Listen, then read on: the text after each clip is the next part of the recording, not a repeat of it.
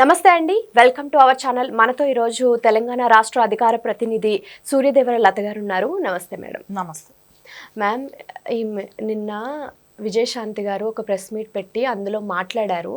అంటే తెలంగాణ ప్రజలకి ముఖ్యంగా ఆడవాళ్ళకి భద్రత లేదు, అంటే ఈ లా కానీ చట్టం కానీ సరిగా పనిచేయడం లేదు. ఏదైతే రంగారెడ్డి జిల్లాలో ఈ షాబాద్ ఇన్సిడెంట్ ఉంది కదా, సో ఆ రాజ్ కుమార్ అనే అతను బయటకి రావడం, ఆరుగురిని నిర్దాక్షిణ్యంగా చంపేయడం, ఆ పోక్సో కోసం అసలు ఎందుకు వదిలారు మీరు అంత ఈజీగా అని చెప్పేసి ఆవిడ క్వశ్చన్ చేస్తున్నారు. అలాగే ఫీజు రీఎంబర్స్మెంట్ గురించి కూడా ఆవిడ మాట్లాడారు. సో నిజంగానే తెలంగాణలో ఈ లా అనేది అలానే ఉందంటారా? దీనికి ప్రభుత్వం ఎటువంటి చర్యలు తీసుకుంటుందంటారు? అంటే మనం మహిళలకు జరుగుతున్న అన్యాయం గురించి అయితే ఖచ్చితంగా వీక్ పర్సన్గా ఉంటారు కాబట్టి మహిళల మీద తొందరగా జరుగుతూనే ఉంది. అట్ ద సేమ్ టైం మనం ఈవేళ రేపు మాట్లాడాల్సి వస్తే అబ్బాయిల మీద కూడా అదే స్థాయిలోనే ఉంది.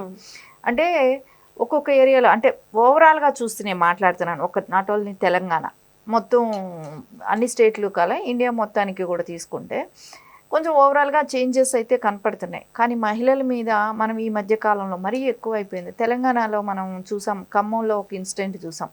ఒక పాప, చిన్న పాప పేరు కానివ్వండి మనం మాట్లాడటం సబబు కాదు, వాచ్మెన్ మనవరాలు. సో అతను ఒక బీఆర్ఎస్ నాయకుడు.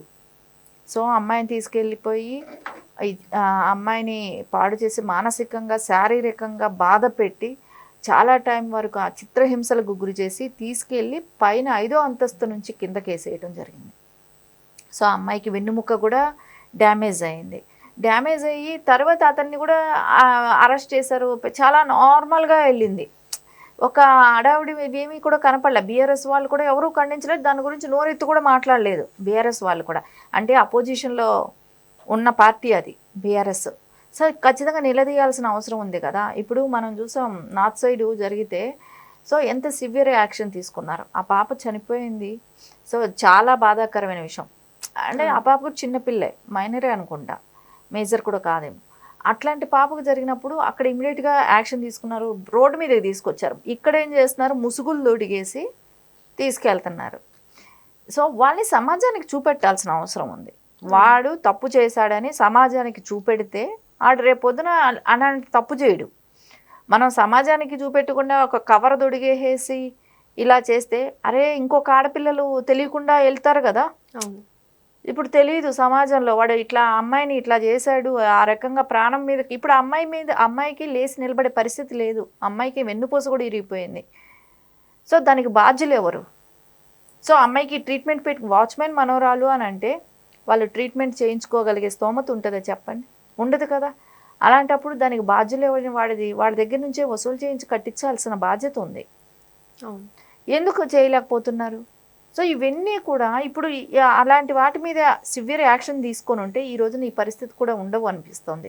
ఒకళ్ళు తప్పు చేస్తే అది దాన్ని ఏం పెద్ద సీరియస్గా తీసుకోవట్లేదు. పోక్సో చట్టమైనా కూడా వాళ్ళకి చుట్టంలాగా తయారైపోయింది కొంతమందికి.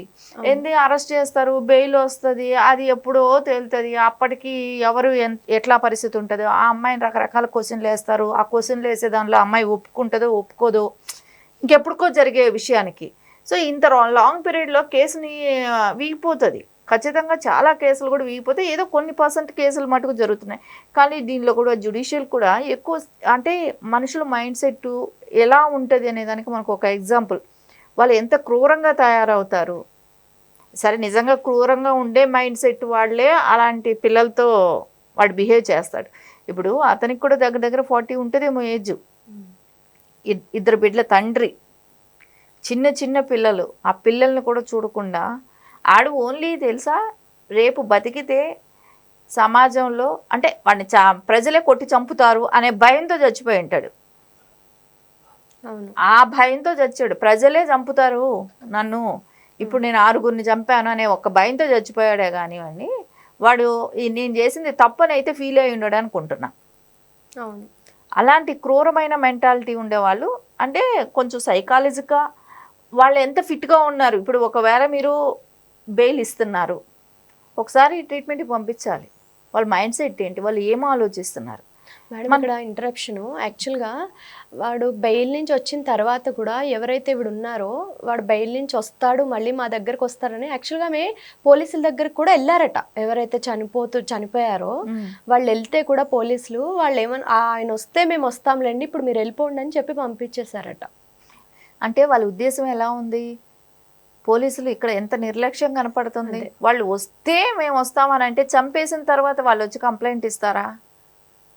మీరు ముందే వాడి అక్కడ ఎవరైనా సెక్యూరిటీ వాడు రిలీజ్ అవుతున్నాడు అన్నప్పుడు ఒకళ్ళను ఇద్దరు కాపలాగా పెట్టుంటే ఇవ్వలేదు వాళ్ళు. ఆ ఇంటి సరౌండింగ్స్ లో ఉంటే కూడా ఇంత ఘోరం జరగపోయేది. అవును, అది కూడా లేకుండా పోయింది. సరే సొంత భార్య కూడా ఏమనుకుంటుంది, సొంత ఆయన పిల్లలే కాబట్టి చంపుతాడని ఎవరు అసలు ఆలోచించరు. అది మనం ఆలోచనకు కూడా రాదు ఆవిడకైనా కూడా. భార్యనే కదా, సరే ఏదైనా ఉంటే కొడతాడేమో, పిల్లల్ని చంపడు కదా, పిల్లల్ని చంపే అంత కసి ఎందుకు ఉంటుంది, అతని పిల్లలే కదా అనే ఎవరికైనా అలాగే ఉంటుంది. కానీ అది కూడా అతనిలో లేదు. అంత క్రూరంగా ఆలోచించాడు అంటే దీనిలో చట్టాల మార్పులు రావాలి. ఎస్పెషల్లీ మీరు చెప్పినట్టు పోలీసులు కూడా కొంచెం స్ట్రాంగ్గా పనిచేయాలి. ఫ్రెండ్లీ పోలీస్ అంటే దొంగలకా, ఇట్లాంటి హంతకులుకా ఫ్రెండ్లీ పోలీస్ తెలంగాణ పోలీస్ అంటారు. కానీ ఎవరికి ఫ్రెండ్లీగా ఉండాలి? ప్రజలతో ఫ్రెండ్లీగా ఉండాలి కానీ ఇలాంటి హంతకులకి దొంగలకి కాదు కదా. సో అందుకని పోలీసుల్లో కూడా ఖచ్చితంగా చేంజ్ అనేది రావాలి. అంటే ఎప్పుడు ఎలాంటి ప్రాబ్లం వస్తుందో తెలియదు. సో ప్రిపేర్గా ఇప్పుడు ఇలాంటి వాళ్ళని ఇంకోటి రిలీజ్ చేస్తున్నాము అని అన్నప్పుడు మనం ఖచ్చితంగా ఒక మెడికల్ ట్రీట్మెంట్, ఎందుకంటే పోక్సో చట్టం లాంటి వాళ్ళు బయట వస్తే, ఎందుకంటే యాక్చువల్లీ తేలిందంటే ఆ శిక్షలు కొంచెం స్ట్రాంగ్గానే ఉన్నాయి. కానీ అది వాళ్ళ ఈ లోపల ఏం చేస్తున్నారంటే వాళ్ళ మీద రివెంజ్ తీర్చుకోవడానికి ఇలాంటి పనులు చేస్తున్నారు. సో అందుకని మనం జాగ్రత్తగా ఉండాల్సిన అవసరం ఉంది. సో ఈ కోర్టు డైరెక్షన్ కూడా ఏమి ఇవ్వాలి, వాళ్ళ మెడికల్గా ఫిట్గా ఉన్నారా లేదా, అంటే ఫిట్ అంటే బాడీ ఫిట్ కాదు, మెంటల్గా ఫిట్గా ఉన్నారా లేదా, ఒక సైకాలజిస్ట్ దగ్గర పంపించి వాళ్ళని మెంటల్గా ఎలాంటి ఉన్నారో చూసి అప్పుడు వాళ్ళని రిలీజ్ చేయటం అనేది చేయాలి. సో లేకుంటే ఇట్లా వదిలేసేస్తే వీళ్ళు ఎంతమందిని చంపుకుంటా పోతారు. ఈ రోజున 6 చనిపోయారు, వాడు ఒకడు దుర్మార్గుడు. సరే వాడు చచ్చిపోయిందని మనం పెద్ద వాల్యూగా తీసుకోవాల్సిన అవసరం లేదు కానివ్వండి. 6 ప్రాణాలు, ఎవరు దీనికి బాధ్యులు? పోలీసులు అనాలా, ఆ లాయర్ విడిపించిన లాయర్ని అనాలా, సో జ్యుడిషియల్ అనాలా, రాజకీయాలు అనాలా? సో రాజకీయాలు ఇవన్నీ కూడా కలిపితే వ్యవస్థలో మనం ఇట్లాంటి వ్యవస్థలో మనం ఉంటున్నామని మనం బాధపడాలా? బ్రతికున్నప్పుడు పట్టించుకోరు మేడం. ఆయన చంపేసిన తర్వాత మాత్రం అతని మీద 10 లక్షలు ఎక్స్గ్రేషియో ఇచ్చారు. అతన్ని పట్టుకుంటే 10 లక్షలు ఇస్తామని చెప్పి పోలీసులు. ఏముంది, శవమే కదా దొరికింది. అదేదో ముందే మీరు జాగ్రత్త పడి ఉంటే సో ఈ ప్రాబ్లం ఉండేది కాదు కదా. ఇప్పుడు విజయశాంతి గారు మాట్లాడినా, సొంత పార్టీలో ఉండి ఆవిడ విభేదించి మాట్లాడుతుందన్నా కూడా రియాలిటీ అది. అంటే రియల్గా జరుగుతున్న ఇన్సిడెంట్స్ మనం ప్రపంచవ్యాప్తంగా ఇదే జరుగుతుంది. సో ఎస్పెషల్లీ మన తెలంగాణలో ఈ మధ్య కాలంలో ఇలాంటివి ఎక్కువ జరుగుతున్నాయి అన్నప్పుడు బాధేస్తుంది. సో ఇక్కడ ఎవరైనా సరే, ఒక అమ్మాయి అయినా సరే, అబ్బాయి అయినా సరే, వాళ్ళు మెంటల్గా ఫిట్గా ఉన్నారా లేదా అనేది యాజ్ అ పేరెంట్స్ అయినా కౌన్సిలింగ్ అనేది ఇంపార్టెంట్ అసలు. సో మనం మామూలుగా డాక్టర్స్ దగ్గర ఒక జ్వరమనో తలనొప్పనో ఎలా వెళ్తుంటాము, సో అలాగా ఇలాంటి వికృత చేష్టలు ఉన్న వాళ్ళని కూడా కౌన్సిలింగ్ ఇప్పించి వాళ్ళ మైండ్ సెట్ కరెక్ట్గా ఉందా లేదా అనేది చెక్ చేయాల్సిన బాధ్యత గవర్నమెంట్ మీద ఉంటుంది. ఎందుకంటే ఇవాళ రేపు సోషల్ మీడియా రావడంతో విచ్చలవిడితనము అన్నీ ఎక్కువైపోయింది. అసలు ఫిజికల్ గా కన్నా మెంటల్ గానే ఎక్కువ ప్రాబ్లమ్స్ ఉంటున్నాయి. అదే మెంటల్గా ఉన్న ప్రాబ్లమ్స్కి మనం గవర్నమెంట్ ఏంటంటే అన్ని ఇప్పుడు ఆరోగ్య కేంద్రాలని, ఈ మెడికల్ హాస్పిటల్స్ ఇవన్నీ పెడుతుంది. సైకాలజిగా వీళ్ళు ఎలా ఫిట్గా ఉన్నారు లేదు అంటే కొంతమంది మన మీద ఇట్లాంటి మెయిన్ ఎస్పెషల్లీ జైళ్ళల్లో నుంచి రిలీజ్ అయ్యే వాళ్ళని పెట్టాలి, బెయిల్ మీద బయట వచ్చే వాళ్ళకి పెట్టాలి. సో అప్పుడు కానీ మనం చాలా వరకు కంట్రోల్ చేయగలుగుతాం. అప్పటికి కానీ అది చేయలేకపోతే మటుకు ఇలాంటివి కసి తీర్చుకోవటం, రివెంజ్ కోసం వాళ్ళు తిప్పి ఇదే చేస్తుంటారు. అంటే వీళ్ళు ప్రిపేర్ అయిపోతున్నారు మేడం, నేను ఎట్లానో ఏదన్నా అయిపోయినా సరే ఎదుటోళ్ళని నాశనం చేసేయాలి. అసలు ఎలా ఉందంటే అమ్మ, ఒక రౌడీ షీటర్నైనా కూడా క్లియర్ చిట్ ఇచ్చేస్తుంది జ్యుడిషియల్లో. సో నిజంగా